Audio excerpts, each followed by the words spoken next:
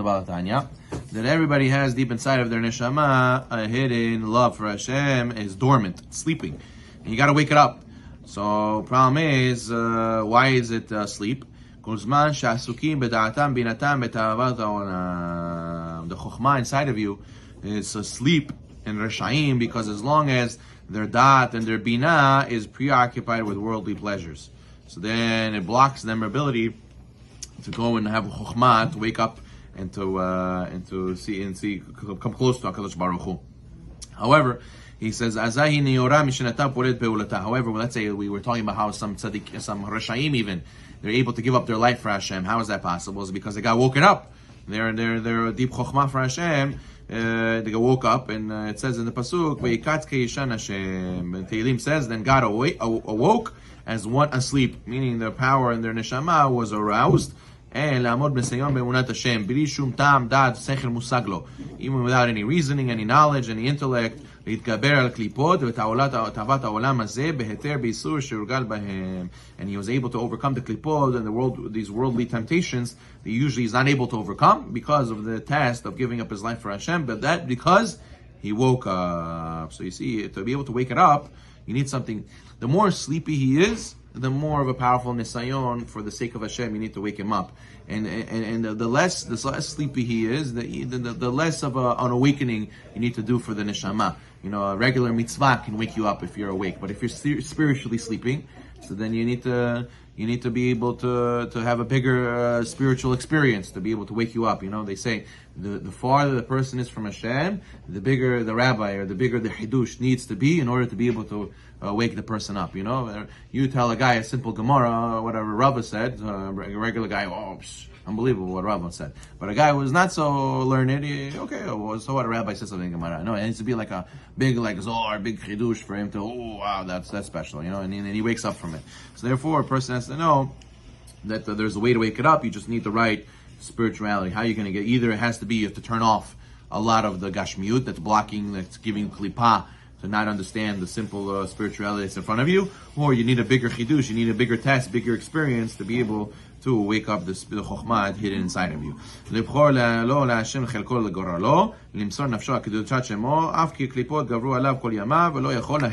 Right? כמאמר וזוכרנו לברכה שרשעים ברשות ליבם מכל מקום כשבא לידי ניסיון בדבר אמונה בהשם אחד, then he is able to wake up. So you see, that's the power of this mitzvah of Kiddush Hashem is so powerful that it's able to wake up his neshama, because that mitzvah of Kiddush Hashem is huge. So therefore, that's why it was able to wake up his chokhmah. But learning and praying and regular stuff, it wasn't able to wake him up, because the farther he is, the bigger the experience needs to be, the mitzvah needs to be. As Rav Yoram Abargel also said, that there's people that are ba'astara. Astara means that they're hidden from Hashem, meaning they know they're far from Hashem. And there's people that are astara shebetoch astara. There's people that are hidden. They're hidden from Hashem within the hiddenness, which means that they're far from Hashem and they don't even know that they're far from Hashem. They're the double hidden. It's a double layer. A person can have. Imagine a relationship with his wife, right? He goes out to eat with her and he's all day on his phone. She's talking to him. He's on his phone. He says, "Do you listen to what I'm saying? Are you here? Are you present?" So some people, they're good at multitasking. They're here. They're good at pretending like they know what you're saying, and they can repeat to you like a parrot what you're saying while they're on the phone. But it's not. It takes away from the full attention. You're giving half attention. You're not giving full attention, undivided attention. So therefore, a person has to know that the same thing with the Kadosh Baruch Hu. If you're plugged into Olam Hazeh 100%, you talk about how much you pay for your lease, and you spend outside talking, this car, that car, this watch, this restaurant, that. You went to this place, you like that place, how was the steak, it was good, it was this, it was that, you tried it, I went to Bahamar, where did you go, you went to here, you went to there, all these things, those Olam Hazeh things, they're like muffles for your ears. They're like you on the phone while God's trying to talk to you. When you're so into these things, it's okay to go and go out once in a while, to go on vacation once in a while. That's fine. There's nothing wrong with that. But when you become entrenched in it, it becomes your whole zich. It becomes your whole kaif. Like, I'm looking forward to this. This is what I live for. This is what I'm waiting for. This is what excites me really at the end of the day. Praying and Torah is nice, Rabbi, but this is really what makes me happy. This is what I'm looking for. This is what I love schmoozing with my friends. This is what I love getting interested in, and making the best trip, and making the best restaurant, making the best nice car and clothes, and this. That's what really gets me excited. So then that's going to be harder for you to connect to Torah and Mitzvot, because there's going to be klipah on you. It's going to muffle everything that Hashem's trying to send your way.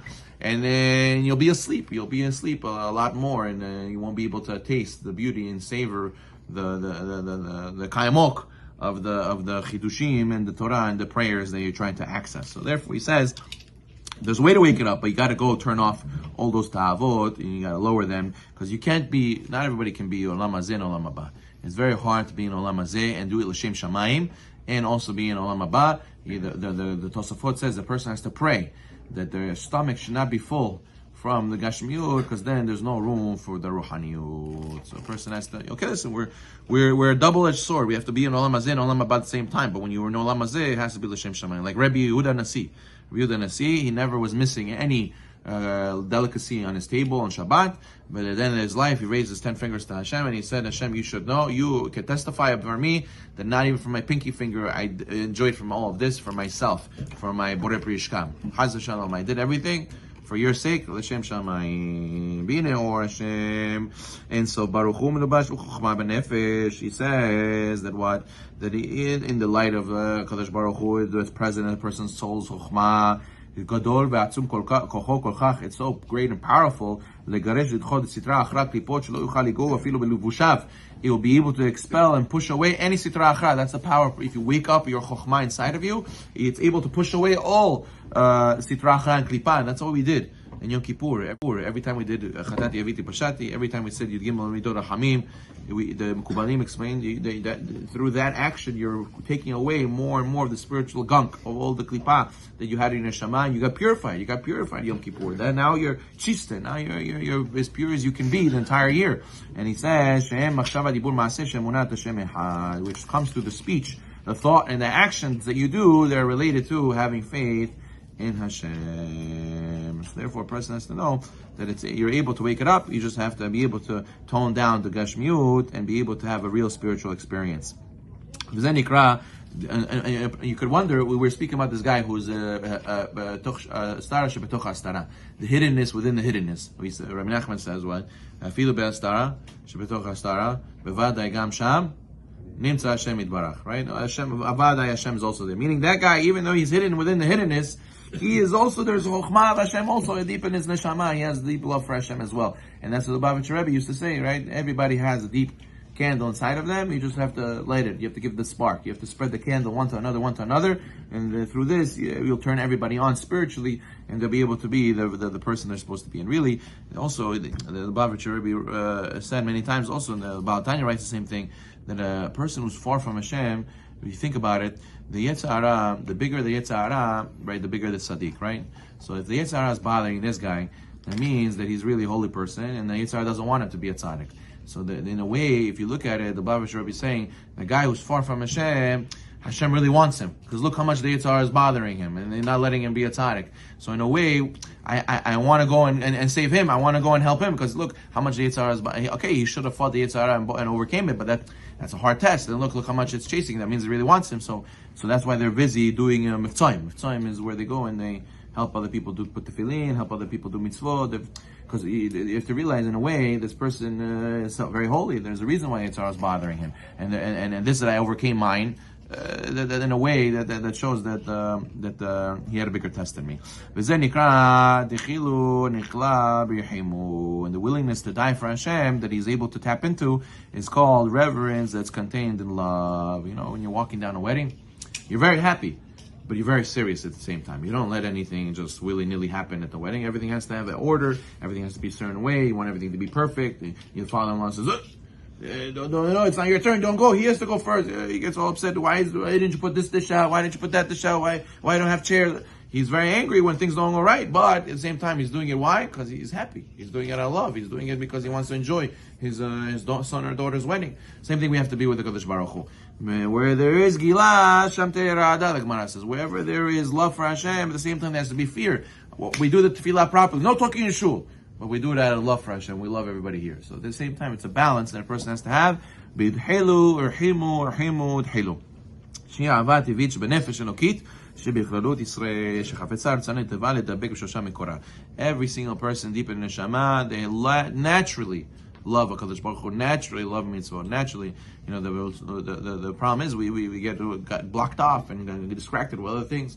Chaim Shulevitz, Alav Hashem, used to say that to the boys in yeshiva, he says, you think an American boy comes to yeshiva in Israel to go learn in yeshiva and to go and to vaxois and to grow and to become somebody, you don't realize that a lot of times they just came for what? It was worth it to come to Israel just to go see some Savta, how she prays at the Kotel, to see how some simple Israeli guy lived in Israel all his life. He goes and prays in the Kotel, how he's so simply, he has such a faith in Hashem, and he cries to Hashem, and he realizes that at the end of the day, all I have to do is pray to Hashem, and everything else will fall into place. I'll do my shtalut, Hashem will give the bracha.